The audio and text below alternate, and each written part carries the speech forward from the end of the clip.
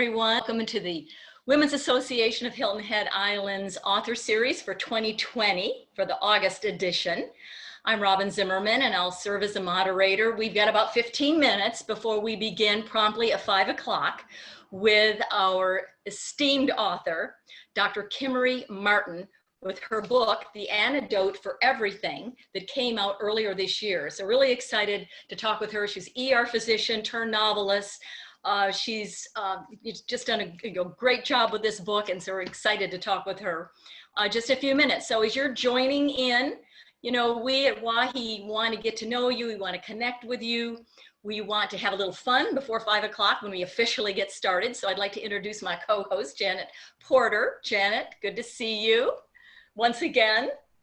Hi, Robin. How are you? I know you're in the mountains of North Carolina and that you managed to get away a little bit. I am. It's so nice. I'm at Cashers, North Carolina with my family, with some of my grandsons and daughter and husband, and Shelby, our King Charles Spaniel, Cavalier Spaniel. Just having a great time, but it's really nice and cool. It's like 70 degrees today. It's perfect. Oh, how wonderful. How wonderful. Yeah, I got a chance to go up to North Carolina, and Kimmery, our speaker today, is from Charlotte, and I got a chance to go up to North Carolina to see my sisters this week, and just 3 or 4 hours of hanging out with them was terrific.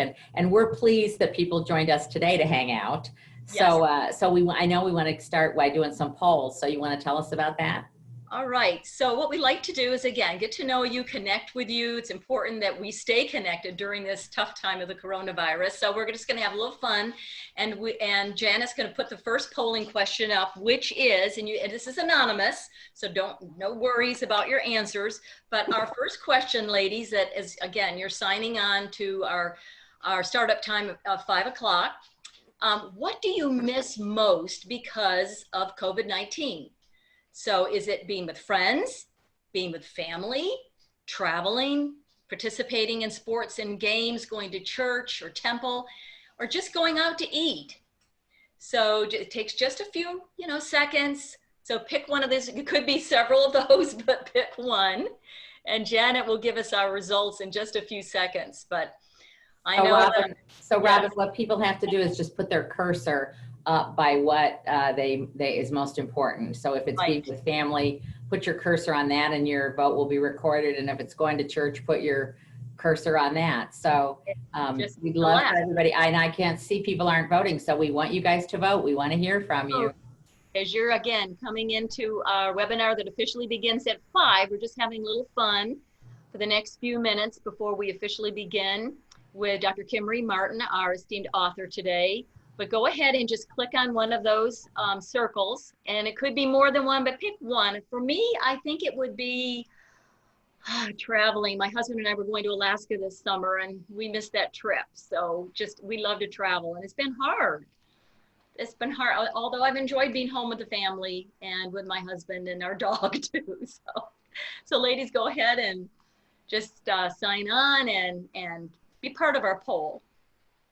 So I'm going to end the poll now, and not surprisingly, the #1 result is being with family, and number 2 was being with friends. It really is that connectivity that we have with people that makes such a difference to us. And unfortunately, we can't do that in person a lot, but Zooming like this, is certainly better than just, being alone in your house. So we're glad to be able to offer this as a service of WAHHI. It has been so much fun, and whether it's Zoom or FaceTime, is just, the technology has brought us, at least we can see each other's faces and see each other's expressions instead of just through an email or a text or even a phone call. So let's move on to our next question in our poll. Sure. Again, ladies, as you're signing on, we will officially begin at 5 o'clock our webinar with Dr. Kimmery Martin, who just had her book come out earlier this year, The Antidote for Everything. We're excited to hear more about the book. Janet will be interviewing her in just a few moments. All right, our next question is, what do you most value about the Women's Association of Hilton Head Island? Is it the quarterly luncheon that we have? Our September luncheon is coming up on September 22nd at Honeyhorn.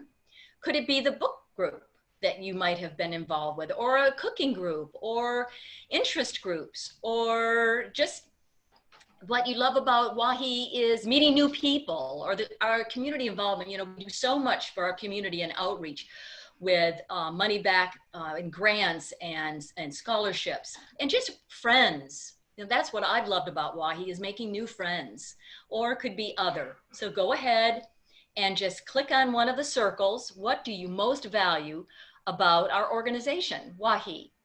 So take just a few seconds. Janet, are we getting some responses? We are, and I don't think they'll be surprising to people. I'll just talk about the first couple ones that we've gotten.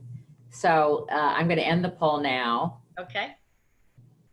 So not surprisingly with WAHHI, the first answer is meeting new people. So many people joined WAHHI because they wanted to meet new people.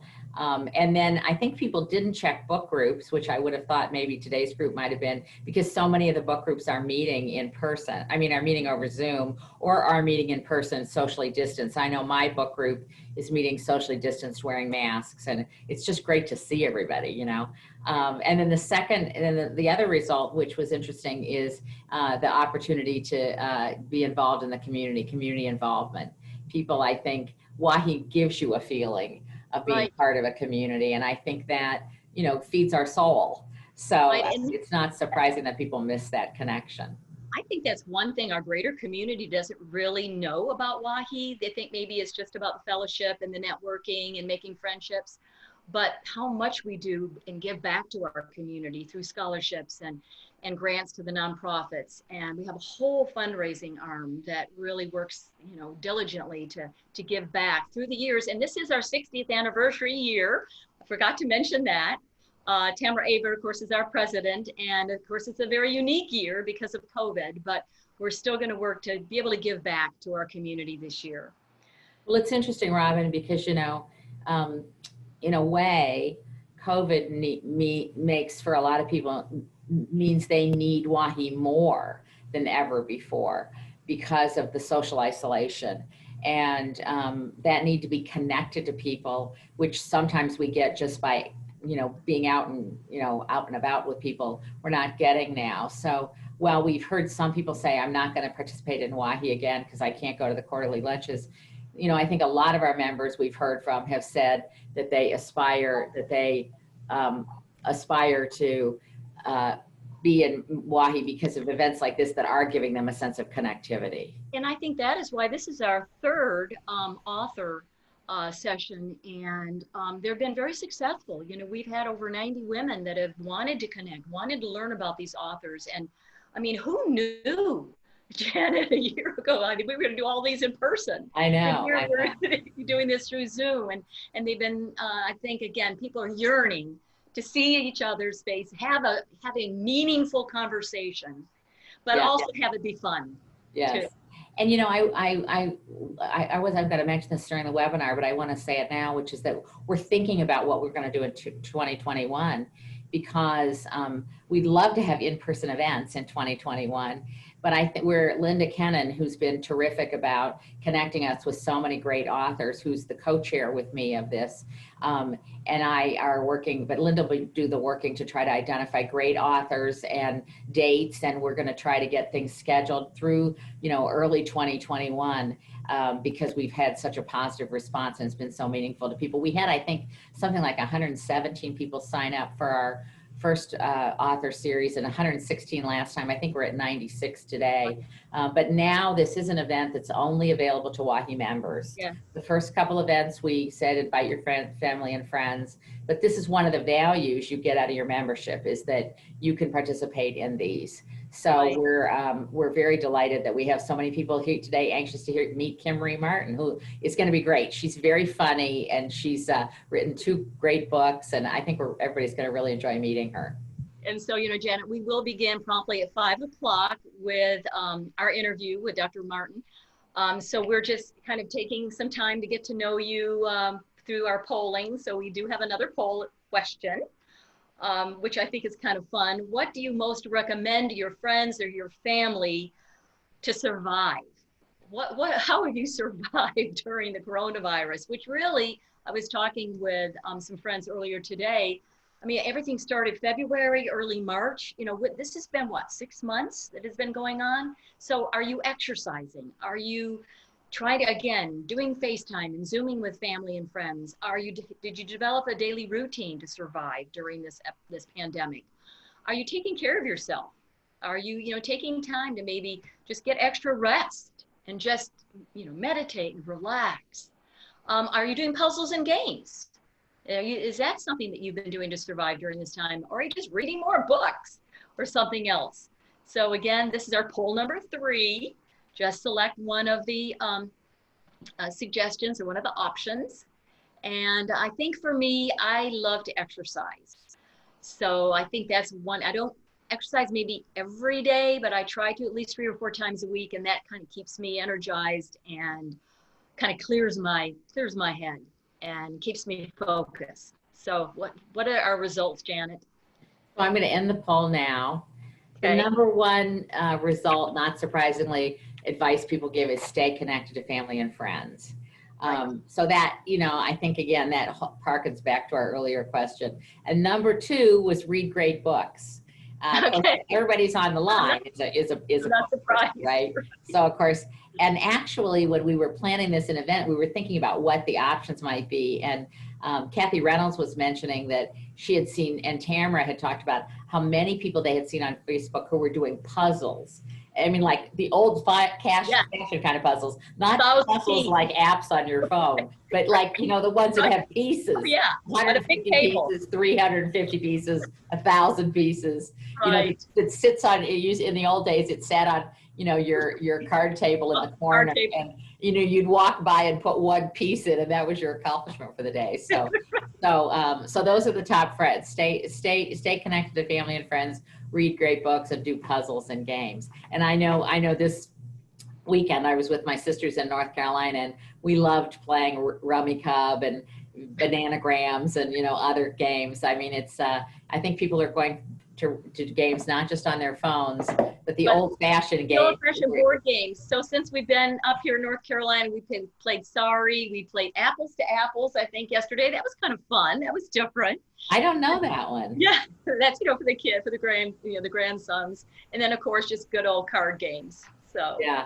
Well, I bought my, when I was with my great nieces at the beach, they're 5 and 8, and I bought them Disney Monopoly. And my 8-year-old great niece, my sister wants to kill me because she has become a real estate maven, and she wants to play Monopoly all the time. But a game like that is so good for the math because we make her the banker.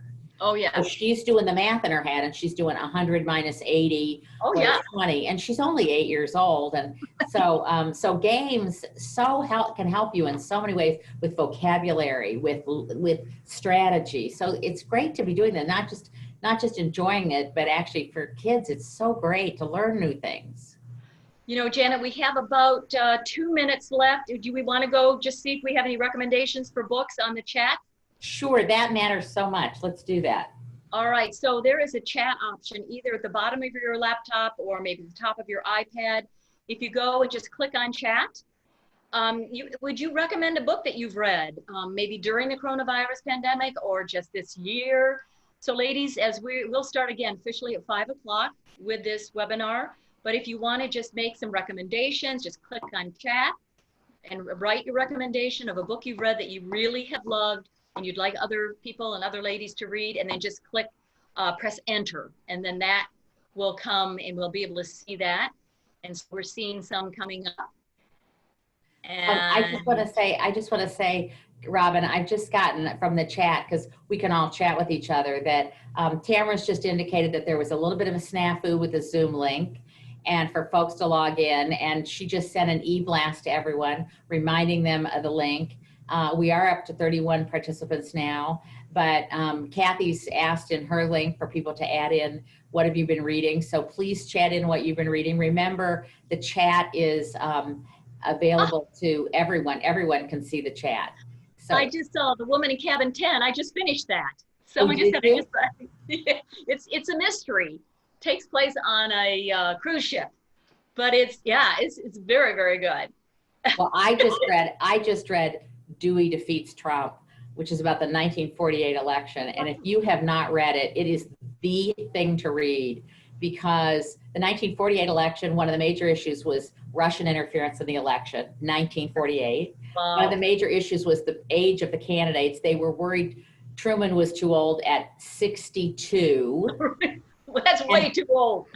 Way too old. And another major issue was civil rights, because Wow. Truman had been such an advocate for civil rights and had really disenfranchised a lot of the Southerners who really were supporters of segregation. So you read a book like that and you think, we think these are difficult times, but we've been through really challenging times in our country, and books like that make such a difference. So that's my recommendation, is Dewey Beats Trump. So Robin, I'll see you again in a few minutes. All right. Thanks, Janet. Ladies.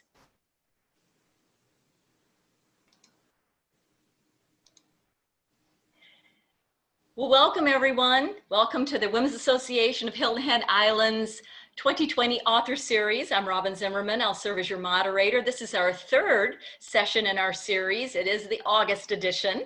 We will have another one in September, October, November, and December. It's been so much fun to connect with you. And, you know, with WAHHI, and during this difficult time, it's been hard to stay connected. We do have our September luncheon that will be coming up on September 22nd at Honeyhorn.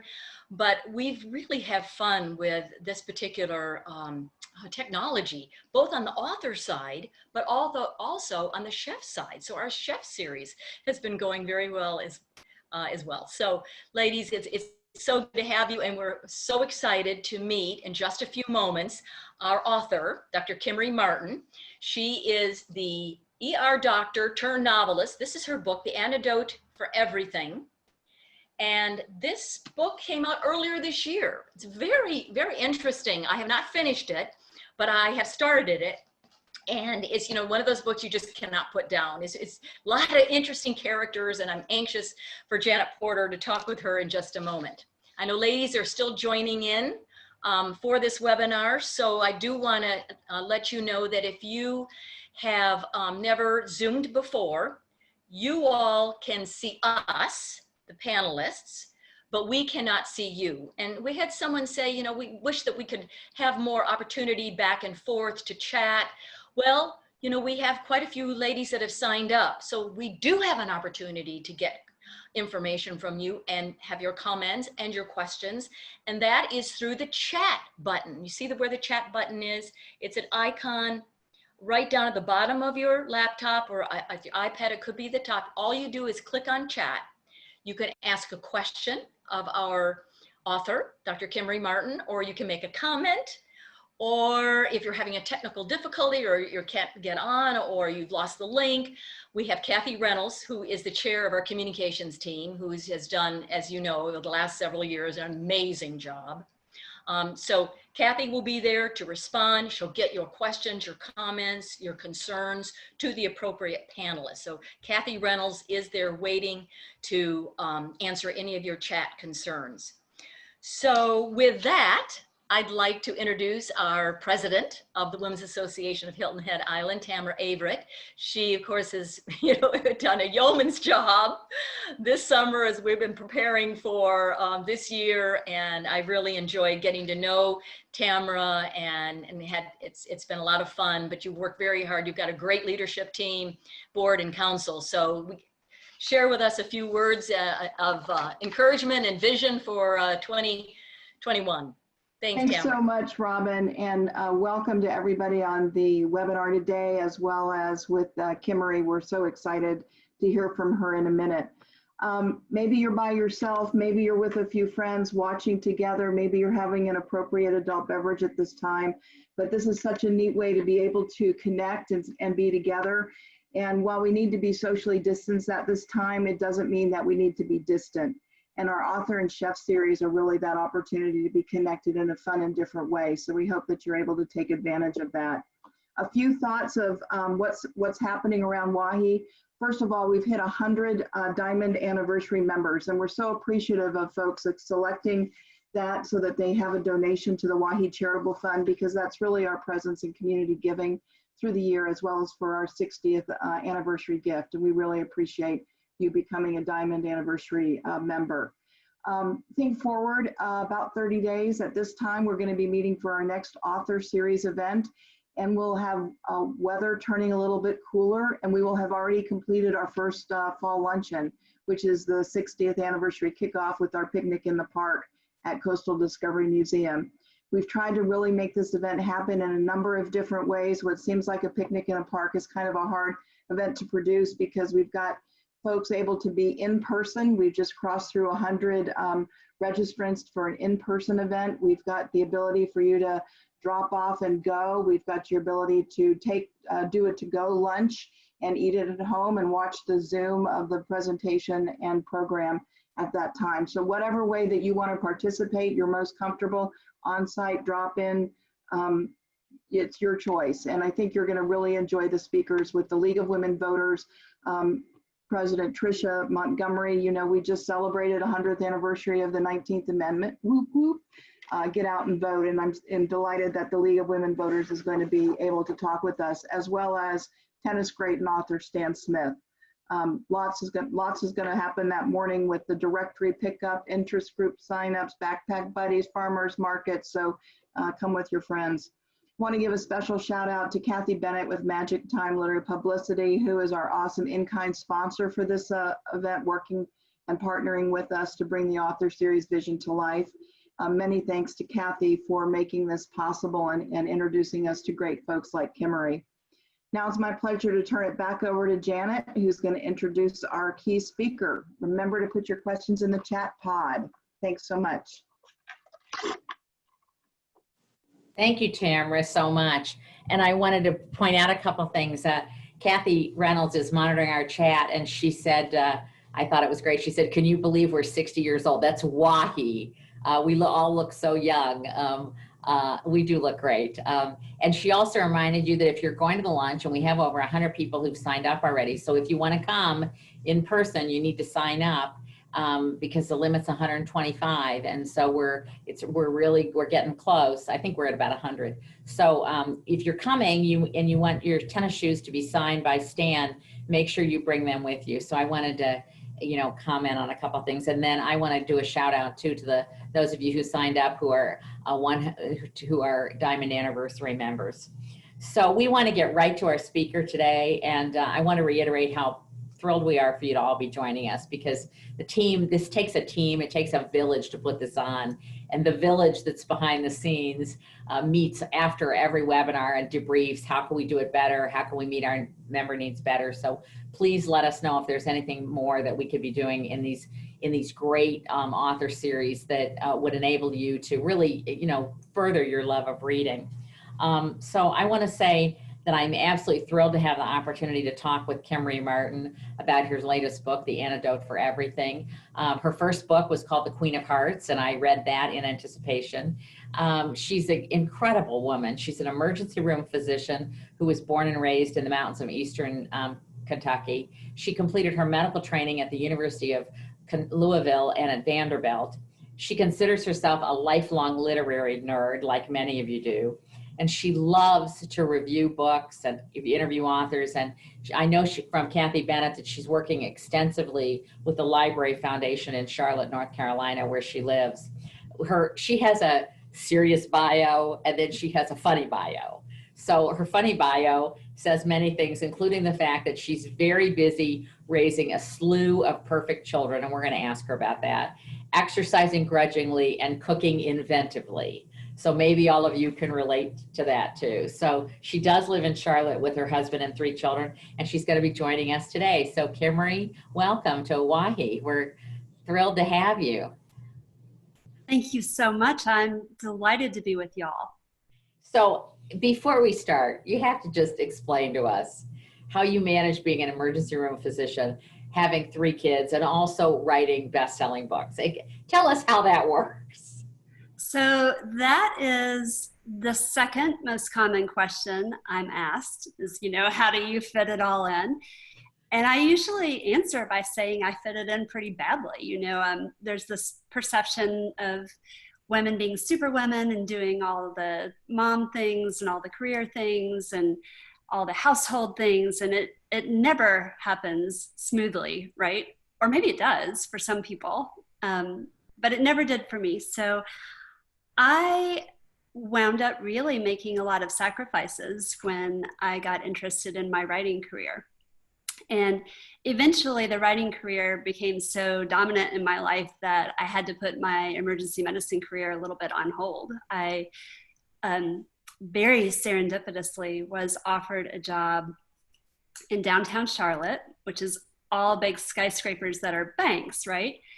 And one of them had an allergy clinic in it where all the financial people would come in and get their allergy shots. And they just wanted an ER doctor to sit there on site in case anyone had an anaphylactic reaction to their shot. So they told me, this will be a really boring job. You'll be sitting in a little room with nothing to do. And I was like, oh, I don't get bored. This would be perfect. I can finish my novel. And it was from 10 to 3 when the children were in school. And so I took that job. I finished my novel after a really long, painful effort. I got it sold. Well, I got an agent. My agent sold it. And so I feel like I edged out of medicine and into this literary career, although I kind of keep a toe in medicine and still work a little bit. I'm actually signed up right now in North Carolina to go back if I'm needed for COVID full time. So, but Kimmery, your books, both of them, rely very heavily on your background as an emergency room physician. And we don't want to, I always get frustrated when I attend an author event and they tell you the whole story and then you think, well, now I don't want to read it. So we don't want to tell too more of the story. But both of your books involve friends who meet in medical school and then who stay friends over time. So is that very autobiographical as a central tenet of your book so far? So you're hitting all the high notes because that is the most common question I get is how much of this book is real? And usually it's from people who are kind of leering at me after they've read it. But you know what? I actually addressed this in my first book. There's the cover of it, The Queen of Hearts. In the author's note at the end, it says, to address the most urgent question of my early readers, nobody in this book is real.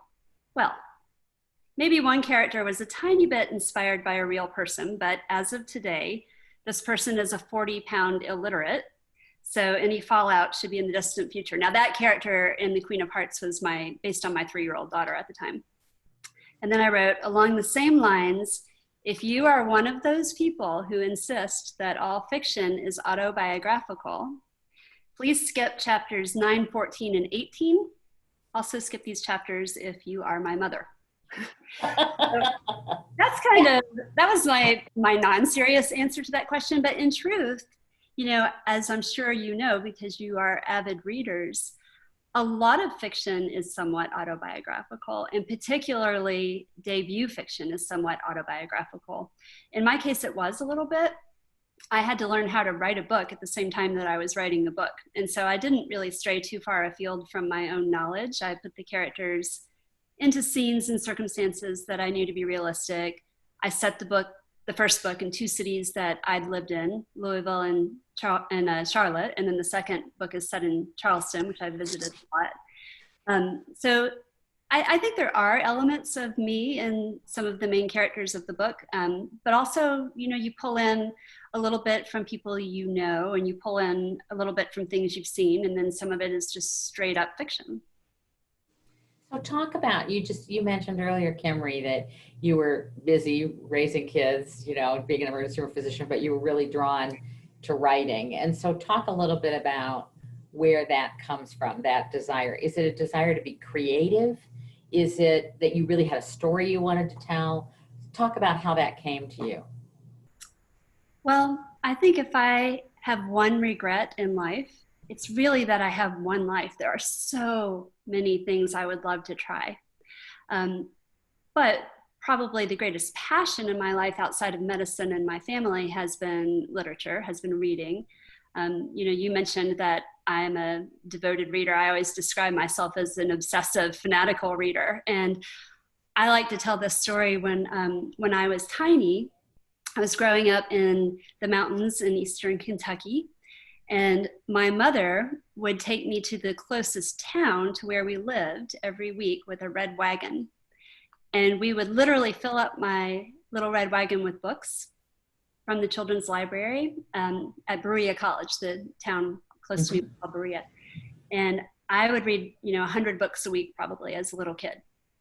And that just grew up informing my life and informing the person that I became. I think that when you read a lot, it not only makes you a more knowledgeable, informed person, but it makes you a more empathetic person, because every time you pick up a work of fiction, you're literally seeing the world through someone else's eyes. And that was such a gift to me as a child in this little tiny corner of Eastern Kentucky. So I kind of wanted to try doing this thing that had brought me so much joy throughout my life. And I told my husband, I was like, I'm going to write a book. And, he was dubious. But I sat down and started, and I couldn't stop. I found myself just, dreaming about it and pulling over there on the side of the road to scribble something down. And I figured out pretty quickly that I would finish my book. And I obviously didn't really know how to do that at the time. And so it was a long learning process, and it led to a book that needed about 20,000 revisions. But yeah, I think I kind of followed my passion into doing something new. And I think a lot of us reach a stage in life where we're just itching to try something new. Yeah. And I know, let's talk a little bit about Antidote for Everything, which is your latest book. Tamara was saying that she's in a pickleball group, and it's something like 8 of the women in the pickleball group were at various stages of having read your book and were anxious to meet you today. So let's talk about what was the genesis of Antidote for Everything for you. Sure. So I'm not going to do spoilers because I know some of you are in the midst of reading it now, but basically the book follows this extraordinary deep friendship between 2 doctors in Charleston. One is a woman named Georgia, who's a urologist. Oh, and I had so much fun with a female urologist as my protagonist. It led to a lot of penis jokes, which I researched by interviewing this real life crowd of female urologists who are funny.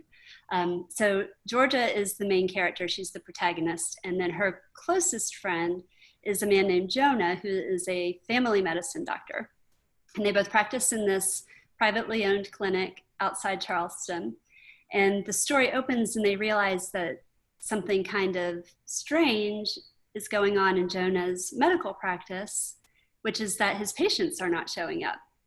And gradually they figure out that his patients are being told not to come back to the clinic. And ultimately he's given this ultimatum that if he wants to continue practicing, he has to stop treating LGBTQ patients, and he himself is a gay man. And when this occurs, Georgia is out of the country, and she's, wants more than anything to help her most loved person in the world, but she actually winds up managing to make things quite a bit worse for him. So that does seem like kind of an unusual storyline for me to pick. But in fact, it is actually based somewhat on real life circumstances, not my own, but those of a close friend of mine who was in fact fired from her medical practice for that very reason. And it startled me into researching kind of the intersection of medicine with cultural and political and legal realities in the United States. And at the time that I wrote the book, it was legal in, I think, 26 states to fire someone from a job because they're gay, or to refuse housing to someone because they're transgender, or even in certain circumstances to refuse medical care on the basis of those things. Now, y'all probably realize the Supreme Court ruled on the issue of employment not that long ago, and now it is no longer legal to fire someone for that reason, but it is still very disputed about when you can refuse medical care to someone on the basis of your own beliefs. So I found that to be an interesting topic, and watching my friend go through these massive struggles in her practice and in her financial circumstances and in her psychological well-being, I did think it would kind of make an interesting storyline. And so that's how the book arose. Whenever you read books, one of the great things is it causes you to reflect on your own life. And Kimmery, I'm a hospital administrator, and in 1977, so think of how long ago that was, 43 years ago, I went to work at a hospital in Chicago as the evening administrator, and we had a big psychiatric unit, and we had a woman that ran the evening shift in the psychiatric unit, and she was just a fabulous nurse and a force to be reckoned with. And she was transgender. And we knew this because she had worked at the hospital before when she was a man, and now she had come back as a woman. And this was a Catholic hospital in 1976, 77 actually. And I was thinking, as it caused me to reflect on how we all knew she was transgender, and no one kind of thought anything of it because she was so effective as a nurse, and it was common knowledge. I mean, she'd worked at the hospital before. And I think about how I really, it made me gasp to think about how progressive that was in 1977, and to think that those situations are happening all these years later. And so I think the power of books often is that it causes you to help put in perspective some things that have happened in your own life. And do you find that the writing process also helps you to put things in perspective in your life and reflect? And is that part of the creative process for you? Yeah, definitely. I tend to write, I think my natural writing voice is somewhat snarky and maybe a little, I won't say witty because witty would be my aspiration, but it doesn't always quite manage to get there. But I think I process things by trying to make them funny a lot of the time. And sometimes you can't do that. And so for me, it's difficult to write scenes that are, poignant or serious or, heartrending. Those are the hardest things for me to write. And sometimes I actually feel really drained when I'm working on a scene like that. And the book that I'm writing now has been extremely difficult in that regard, as I guess you probably know. Yeah, I don't know. So tell me about that. So I started writing my third novel in late 2018. And it required me to do quite a bit of research. So for about 6 months, I was researching this book that my publisher was going to describe as a fusion of Sophie's Choice and The Hot Zone. So that might give you some idea what the plot is about. The main character was an infectious disease doctor in the midst of a brand new worldwide viral pandemic, whose children both become seriously ill. And she has access to one dose of an experimental antiviral medication, and she has to choose which child receives the medicine. So my original intent in writing that book was as a cautionary tale. I thought we were so long overdue for a real life viral pandemic. I kind of meant it to be, this could really happen sort of thing. And I guess I was maybe halfway, 3/4 of the way through it when COVID happened. And I had spent about 6 months talking to people at the CDC and the WHO and various virologists and infectious disease doctors. All these books behind me are virology books. And so when this happened, I had a meeting with my publisher, and we had to decide whether or not to continue the book. I think if it had come out right as the pandemic started, it would have been a bestseller, but I'm really not sure who's going to want to read this in 2021, which is when it's scheduled for release. So we ultimately decided to keep the book, but my publisher asked me to add another couple of point of view characters and to sort of turn it into a collective from the perspective of a group of women doctors during a pandemic. Because by the time the book comes out, everyone will have lived through a pandemic and will have ideas, strong ideas about what that's like. We're all kind of armchair virologists now, right? Right. So not everybody will have practiced medicine during a pandemic. And so now the book tells the story of this group of women doctors, and it's the characters from the first 2 books, plus a couple of new ones. Yeah, actually, I have to say, I really liked that the characters in your books are connected. They're not connected in such a way that you have to read them in order, but it made me want to read the next book to find out what happened with this group of friends. So I'm glad to hear that it's a continuation of that. You will find out what happens to Georgia in the next book. Oh, good. Oh, good. So, well, now I'm going to have to put that on, early purchase for Amazon.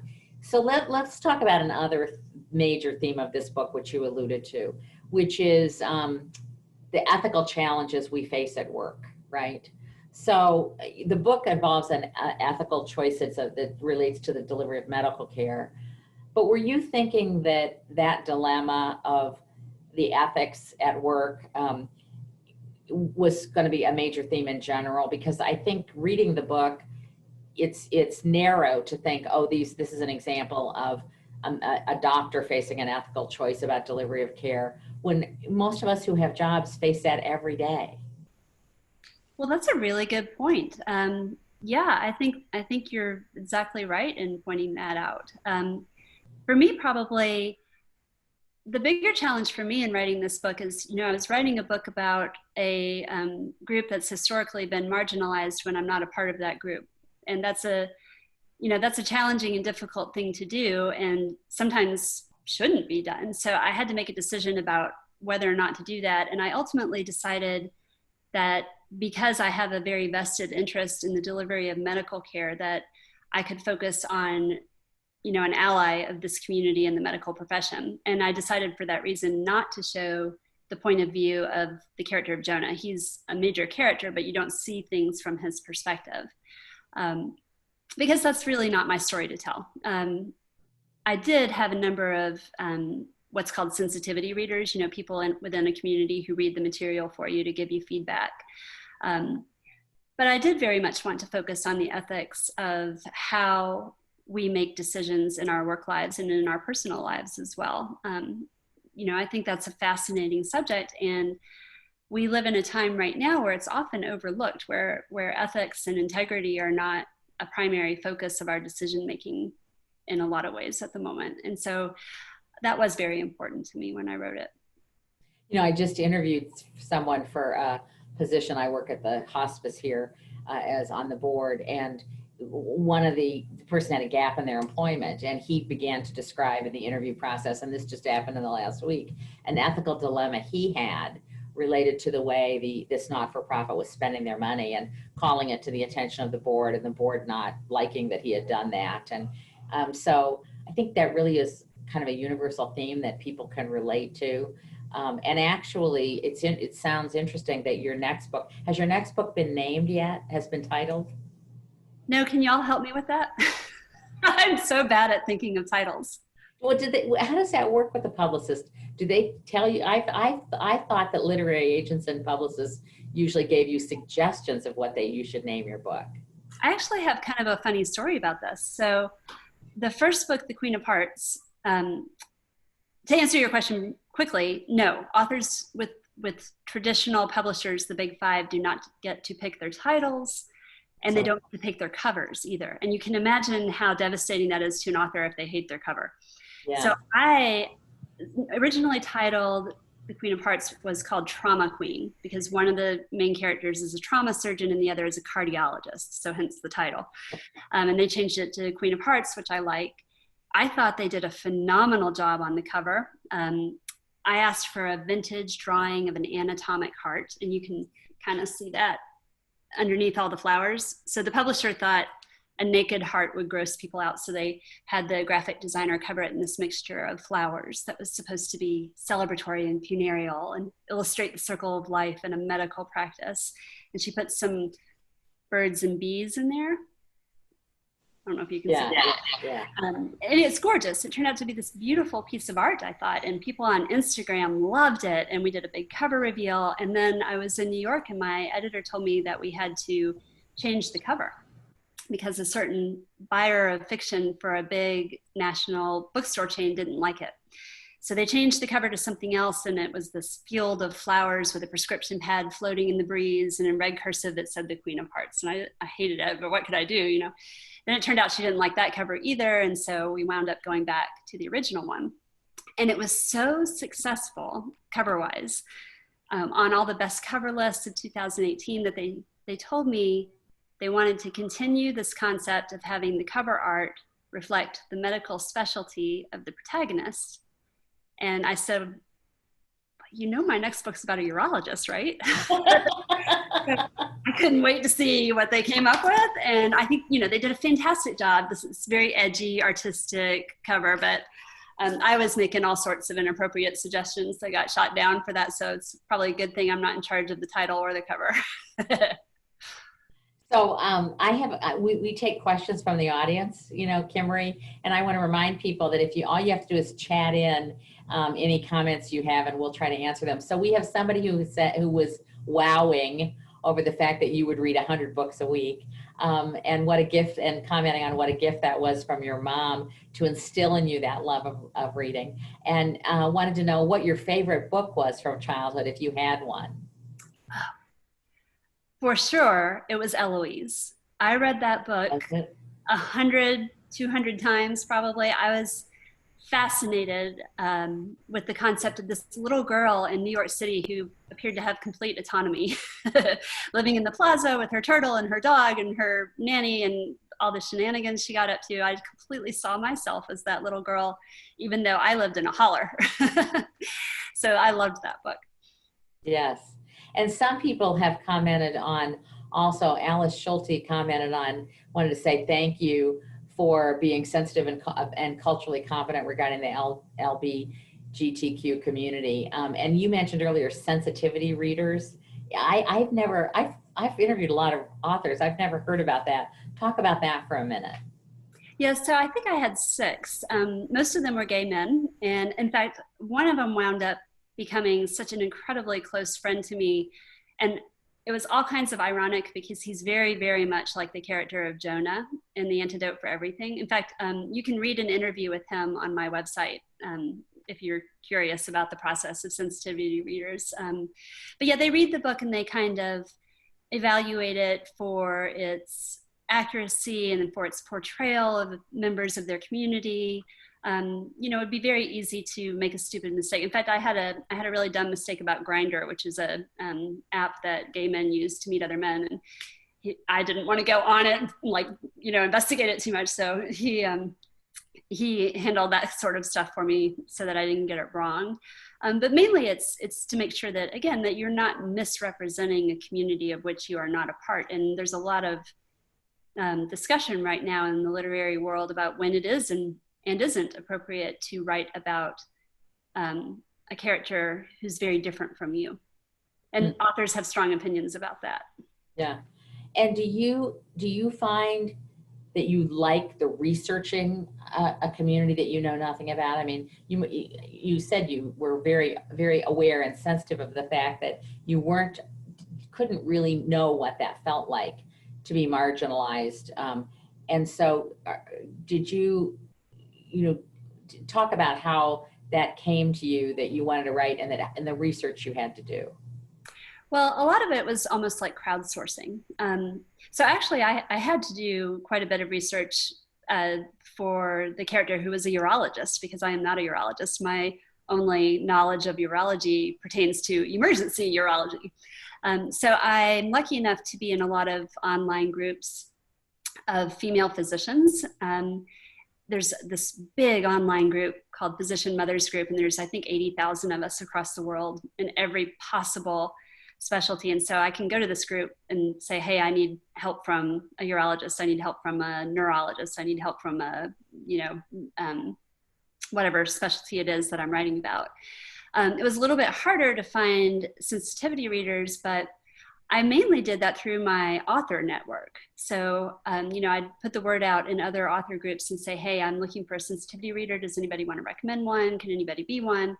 The guy who wound up being my most hardcore sensitivity reader is another author named PJ Vernon, who had a debut novel coming out at the same time that I did. So we wound up helping each other quite a bit. And his second novel actually just got bought by Doubleday and is gonna be very successful, I think. And then sometimes I would just go to groups, to advocacy groups. I read a lot of books by authors in the community I was writing about. I talked to a lot of people. So yeah, there is always this huge backstory for every novel probably that has any kind of technical matter or any kind of in-depth evaluation of a particular community that the author does. Wow. So we have Diane asking, how old are your children and do they share your love of books? So they are, gosh, they seem so old now. They're 16, 14, and 9. My 9-year-old just got to the point where she's a fluid reader. And because we were home with nothing to do for so many months, she just started tearing through books. And now I can't believe it. I'm actually having to like go in her room and take away her flashlight kind of thing. You know, like for such a long time, I was trying so hard to get her to read, and now she can't be torn away from her books. Yeah, that's a good problem to have. It is, because my son's like a basement troll. You know, he's down there with the Xbox. He didn't even mind school being canceled because he can talk to his friends on the computer. And then my older child does not like to read. She is dyslexic, and she listens to books a lot more. So I'm a big fan of audiobooks as well. Wow. We also have a question from Bobby, and she asked, what's your favorite part, researching or writing, and what's most frustrating? And I just want to say, I just saw Eric Larson, who's a best-selling author, on another author chat. And someone asked him about, do you have other people do research for you? And his response was, why would I let other people have all the fun? And I thought that was so interesting, because I think the researching part would be the kind of the most agonizing part. But so Bobby wants to know, researching or writing, what's your favorite part and what's most frustrating? Well, it's funny. I just read an article for somebody about how funny it is when you're an author researching, because Google, you know what they do, they develop these algorithms based on your searches as to what kind of ads they think you're going to want to see. So now I'm seeing a lot of like gay men ads and you know, products for incontinence and you know, all this stuff related to the things I've looked up for the book. But I very much prefer writing to researching. Yeah. I don't like revising, nobody does. But that sense of just like being able to sit down and bang out all your thoughts and turn them into words and whittle down this universe of infinite possibility into a coherent string of sentences, to me, that's really fun, and I like it. I don't like revising or researching as much. Yeah. So Alice wants you to know that she hated it when her parents took away her flashlight. Alice. But we can all relate to that, like our parents going, enough, turn off the light, you know, stop reading if we've been, you know, reading fanatics. And do you have where are you right now relative to the book that's coming out in 2021 that's about a pandemic? Is it done now? You're in revisions. Where are you on that? It's finished and it's in revisions, yes. So I've done the research, I've done all the interviewing of people. Right now I have a lot of what's called beta readers, which are early readers of the novel who give you feedback. And quite a few of those in my case are physicians, mainly infectious disease physicians, but one of the characters is an ER doctor in New York City. One is an OBGYN in California. One is an internal medicine doctor in Kentucky. And so I have different groups of doctors reading it, as well as regular readers right now. And they help you find plot holes. They help you find mistakes. They give you feedback on what's working and not working, and whether the characters are sympathetic or unlikable or whatever. And they're just hugely helpful. And then of course my editors hacking out large sections of it as we speak. And I've always wondered, so those beta readers, are they your friends and your contacts, or does your publicist or agent find those for you? How do you get beta readers? You know, it's actually much better if your beta readers don't know you. You know, okay. I always have my sister read it, and she's useless because she's, you know, adoring. But if a person doesn't know you, they're a lot more likely to give you honest feedback, which is what you really need. I get the doctors through my professional connections, you know, friends of friends or people in the same online groups. Straight up beta readers, for the first book, I sent out an email asking all my friends to ask their friends, so there would be a degree of separation between me and the reader. And I just said, you know, if you know anybody that loves women's fiction or medical fiction, or who's an English major or a writer themselves. And that wound up getting me tons of requests. And then now I get a lot of requests from Instagram. I'm real active in the book community there, and so people offer to pre-read for me. Wow. Well, I just want to say, Kimmery, you also, for those of you who haven't read the book or in the midst of reading it, you also do a wonderful job with character development. I thought Georgia and Jonah seemed like real people to me. And same thing when I read The Queen of Hearts. And so that's a real gift. Did you learn that somewhere, or did that come naturally to you?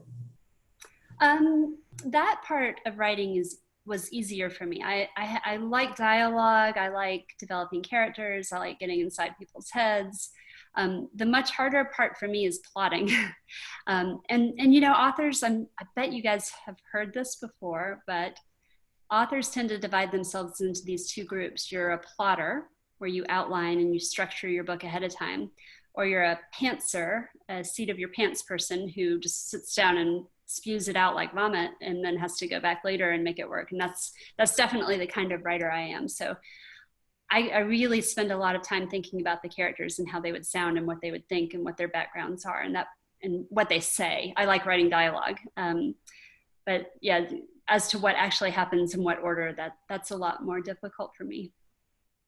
Kimmery, I want to say on behalf of all the readers who joined us today and all the members of WAHHI, how grateful you are that you've written a book that's entertaining, that we're all going to get great satisfaction out of. And we know we need to be entertained right now during COVID, and how much getting to know you today brings your books to light for us. And I think, like everyone else, we're going to be looking forward to your next book. So thank you so much for joining us. Oh, it's been my pleasure. Thank you so much for having me. And, you know, when the world normalizes again, I would love to meet y'all in person. Yeah, well, we love to have people come to Hilton Head. We know how to entertain you. So once that, we're going to take you up on that, I'll tell you. All right, deal. Okay, it's a deal. Thank you so much. All right, thank you, everyone.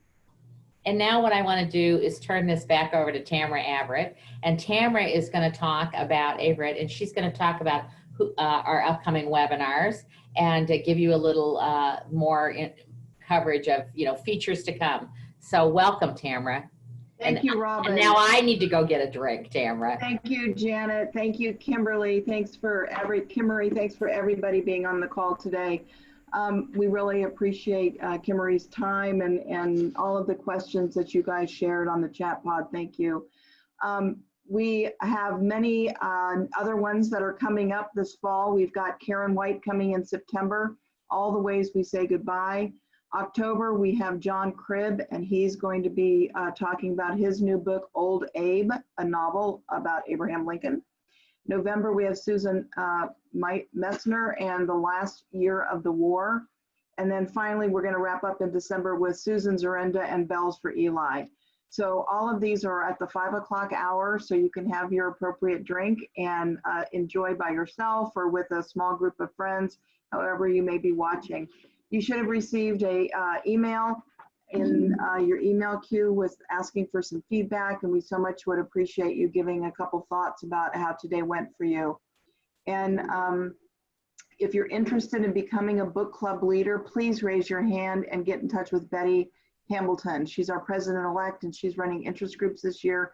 We have lots of women that want to do book clubs, but we just have a paucity of leaders right now that are stepping forward. And I know that we've got opportunity to do book clubs on Zoom, outside, on the beach, whatever format that you want. But if you are interested in being a leader, please raise your hand and connect with Betty. Also, if you're interested in joining a WAHHI book club, please connect with Cindy Valena. And she's on the WAHHI website under member resources, and she can help you get connected in with a new book club or another book club as well. Thank you so much for being with us this afternoon, and back over to you guys. Today, we appreciate it so much for joining us today. We appreciate it so much, and we'll be sending out notices about those upcoming authors, and we hope you'll join us. Thank you again. Bye-bye.